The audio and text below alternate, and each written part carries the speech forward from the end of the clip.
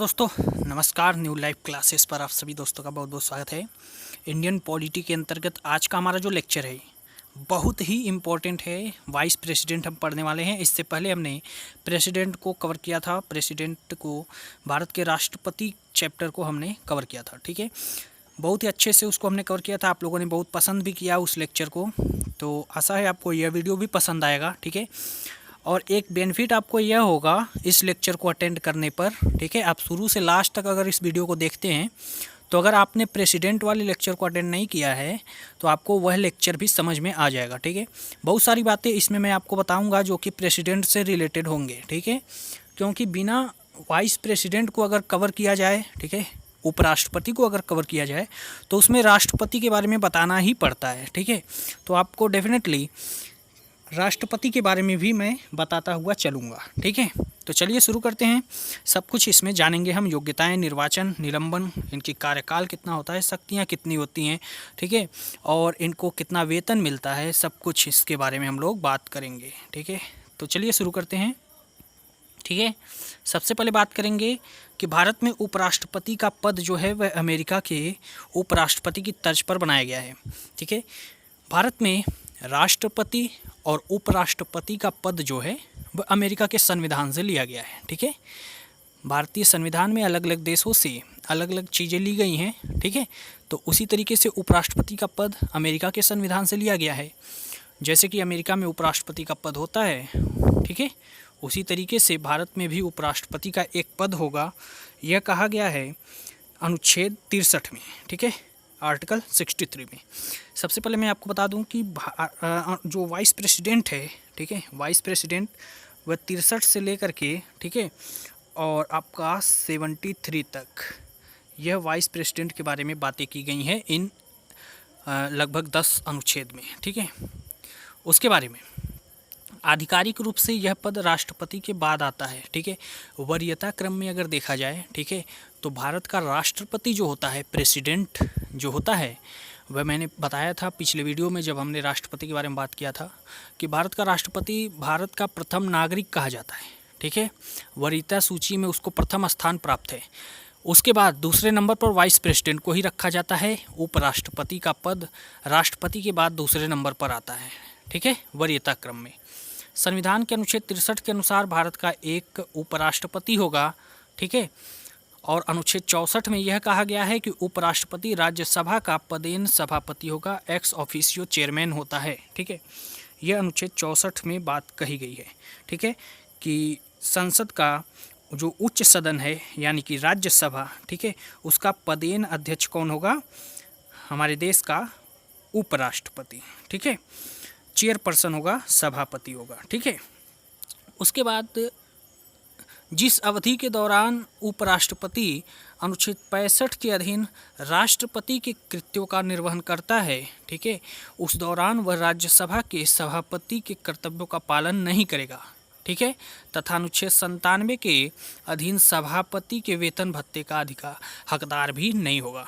ठीक है, एक इंटरेस्टिंग बात यह है कि उपराष्ट्रपति को जो वेतन मिलता है, ठीक है, उपराष्ट्रपति यानी कि वाइस प्रेसिडेंट को जो वेतन दिया जाता है वह वेतन उसे इसीलिए दिया जाता है क्योंकि वह राज्यसभा की अध्यक्षता करता है। ठीक है, अभी हम आगे बात करेंगे कि उपराष्ट्रपति को वेतन कितना मिलता है, और वेतन उसे इसीलिए मिलता है क्योंकि वह राज्यसभा का पदेन सभापति होता है, पदेन अध्यक्ष होता है, और वह उसकी अध्यक्षता करता है, ना कि उपराष्ट्रपति की वजह से। ठीक है, और अनुच्छेद 65 के अधीन यह कहा गया है कि अगर राष्ट्रपति का पद खाली रहता है किसी वजह से, ठीक है, परमानेंटली अगर खाली रहता है, ठीक है, तो कार्यवाहक राष्ट्रपति के रूप में कार्य करने लगता है उपराष्ट्रपति, जिसकी वजह से, ठीक है, अगर राष्ट्रपति का पद परमानेंटली रूप से किसी वजह से खाली हो जाता है, जैसे कि राष्ट्रपति बीमार हो गए हैं या फिर, ठीक है,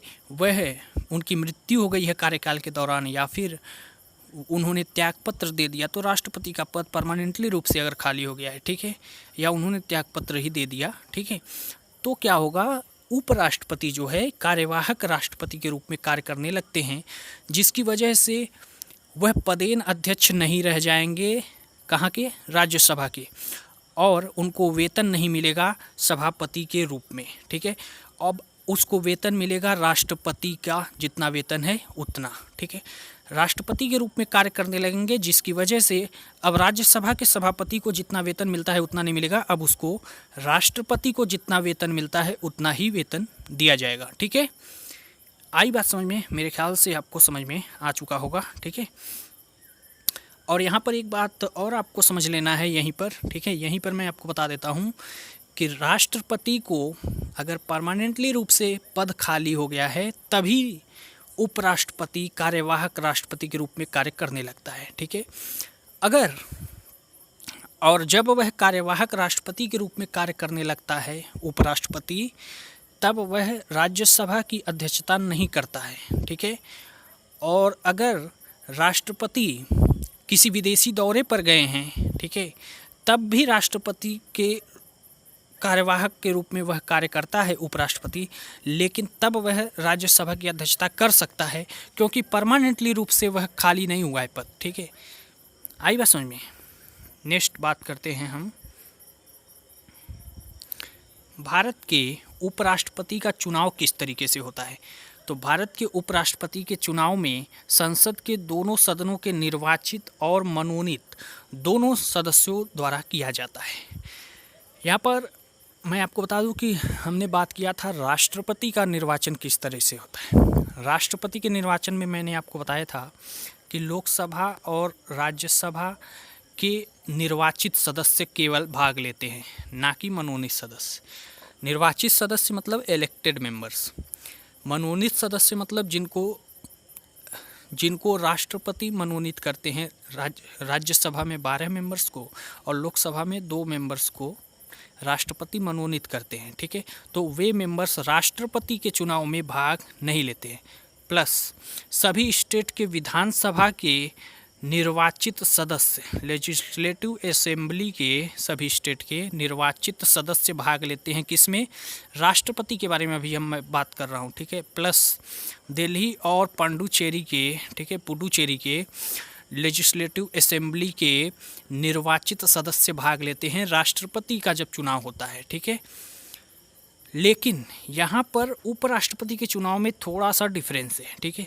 प्रक्रिया वही है, एकल संक्रमणी मत के द्वारा ही होता है, ठीक है, और गुप्त मतदान ही होता है, ठीक है, 66(1) के अनुसार।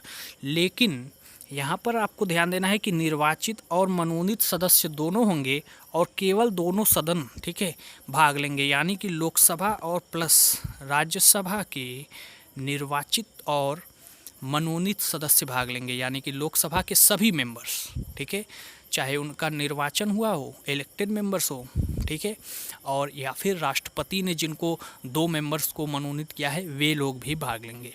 इसी तरीके से राज्यसभा के भी सभी सदस्य भाग लेंगे, ठीक है। बाकी जो स्टेट का लेजिस्लेटिव असेंबली होता है, विधानसभा होता है, उनके सदस्यों की यहाँ पर कोई भागीदारी नहीं होगी जब वोटिंग होगी, उपराष्ट्रपति का जब चुनाव होगा, ठीक है। तो यही सबसे बड़ा डिफरेंस होता है, ठीक है। उसके बाद अनुच्छेद 66(3) के तहत उपराष्ट्रपति पद के लिए योग्यता के बारे में बात की गई है, ठीक है। योग्यता क्या होनी चाहिए? तो वह सबसे पहले तो सिटीजन ऑफ इंडिया हो, भारत का नागरिक होना चाहिए, 35 वर्ष की आयु पूरी कर चुका हो, ठीक है, 35 वर्ष की आयु पूरी कर चुका हो, राज्यसभा का सदस्य निर्वाचित होने की उसकी योग्यता हो। क्यों? हमने बात किया था जब राष्ट्रपति के बारे में हमने पढ़ा था, तो राष्ट्रपति लोकसभा का सदस्य बनने की योग्यता रखता हो, ऐसा हमने पढ़ा था। लेकिन उपराष्ट्रपति जो है वह राज्यसभा का सदस्य बनने की योग्यता रखना चाहिए। ऐसा इसलिए क्योंकि उसे राज्यसभा का पदेन सदस्य बनना होता है, ठीक है, पदेन अध्यक्ष बनना होता है, वह चेयरपर्सन ऑफ राज्यसभा होता है, ठीक है। इसीलिए उसे राज्यसभा का सदस्य निर्वाचित होने की योग्यता वह रखना चाहिए। राज्यसभा के भारत के जो राष्ट्रपति उपराष्ट्रपति होते हैं वह राज्यसभा के सभापति के लिए 4 लाख रुपए प्रतिमाह का वेतन उसको दिया जाता है। वर्तमान में 4 लाख रुपए प्रतिमाह का वेतन है उपराष्ट्रपति का, ठीक है। और हमने पढ़ा था कि राष्ट्रपति का वेतन कितना है? 5 लाख रुपए, ठीक है।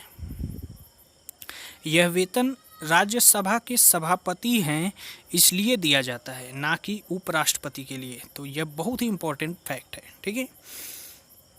उसके बाद हम पढ़ने जा रहे हैं, आगे थोड़ा बहुत जान लेते हैं। ठीक है, उपराष्ट्रपति को राष्ट्रपति के लिए वेतन नहीं प्राप्त होता, बल्कि राज्यसभा के सभापति के रूप में प्राप्त होता है। तो यह हमने जान लिया कि जो उपराष्ट्रपति होता है वह राज्यसभा का सभापति होता है, इसीलिए उसको वेतन दिया जाता है 4 लाख रुपए प्रति माह, ना कि उपराष्ट्रपति के लिए। ठीक है, अनुच्छेद 67 क के अनुसार उपराष्ट्रपति का कार्यकाल 5 वर्ष है। ठीक है, 5 वर्ष का कार्यकाल होता है शपथ ग्रहण करने के वक्त से। ठीक है, शपथ जब ग्रहण करता है उसके बाद से 5 वर्ष का कार्यकाल है। ठीक है, संविधान में ऐसा वर्णित है, लेकिन उससे पहले भी वह अपना त्यागपत्र दे सकता है राष्ट्रपति को। ठीक है, 67 ख के अनुसार उपराष्ट्रपति राज्यसभा के ऐसे संकल्प के पद से हटाया जा सकेगा जिसे राज्यसभा के तत्कालीन समस्त सदस्यों के बहुमत ने पार किया हो और जिससे लोकसभा सहमत है। यहाँ पर बहुत ही इंटरेस्टिंग बात यह है, ठीक है, कि उपराष्ट्रपति को हटाने के लिए लोकसभा की कोई यहाँ पर, ठीक है, कोई भी लोकसभा का इन्वॉल्वमेंट नहीं होता है। ठीक है, सिर्फ राज्यसभा को यहाँ पर काम करना होता है, राज्यसभा को सिर्फ काम करना होता है उपराष्ट्रपति को हटाने के लिए। उपराष्ट्रपति को कैसे हटाया जा सकता है, टर्मिनेशन ऑफ वाइस प्रेसिडेंट के बारे में 67B में बताया गया है। 67B जो है बहुत ही इम्पोर्टेंट है।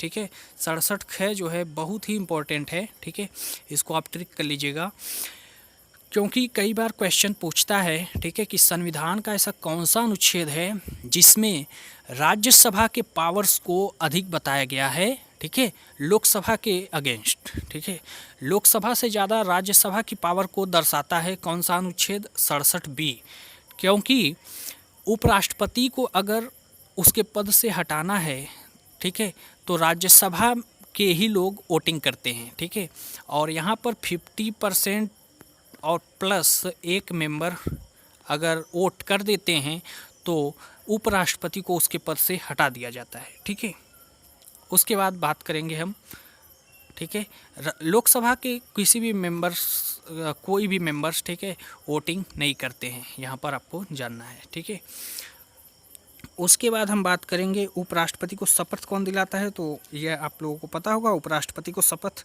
राष्ट्रपति दिलाते हैं। ठीक है, अब हम बात करेंगे भारत के उपराष्ट्रपति अभी तक कौन कौन से हैं। तो सबसे पहले सर्वपल्ली राधाकृष्णन बने थे 1952 से लेकर के 62 तक। ठीक है, उसके बाद सर्वपल्ली राधाकृष्णन जो हैं 1962 में जब डॉक्टर राजेंद्र प्रसाद की मृत्यु हो गई, उसके बाद यह राष्ट्रपति भी बने थे। ठीक है, डॉक्टर जाकिर हुसैन 1962 से 67 तक ये उपराष्ट्रपति बने थे और प्रथम मुस्लिम उपराष्ट्रपति थे। ठीक है, तो यह क्वेश्चन पूछता है प्रथम मुस्लिम राष्ट्रपति, तो डॉक्टर जाकिर हुसैन।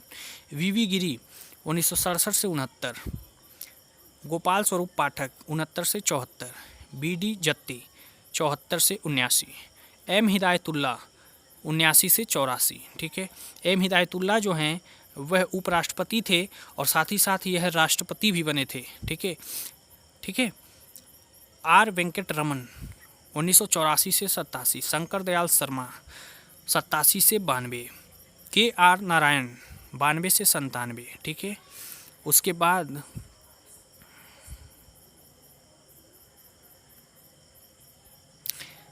बानवे से 97 तक थे कौन, के आर नारायण। डॉक्टर के कृष्णकांत 97 से 2002 तक।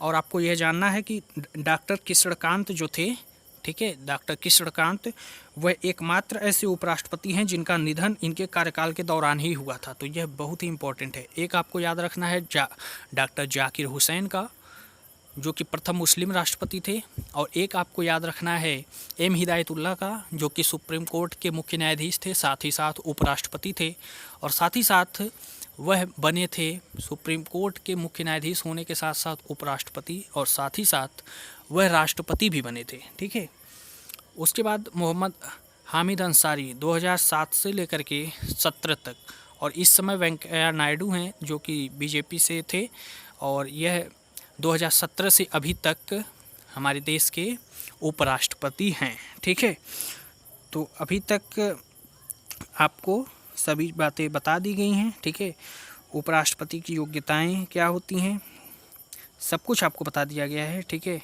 मेरे ख्याल से कुछ भी नहीं छूटा है। ठीक है, लाभ का पद क्या होता है, इसमें सभी लोग कंफ्यूज हो जाते हैं। जो योग्यता है कि उपराष्ट्रपति या राष्ट्रपति या कुछ भी हो, ठीक है, प्रधानमंत्री में भी पूछा जाता है कि लाभ के पद पर नहीं होना चाहिए। तो लाभ का पद आखिर होता क्या है, इसको आप समझ लीजिए। अभी टाइम है, ठीक है, वीडियो ज़्यादा लंबा नहीं हुआ है, तो यहाँ पर मैं समझा देता हूँ।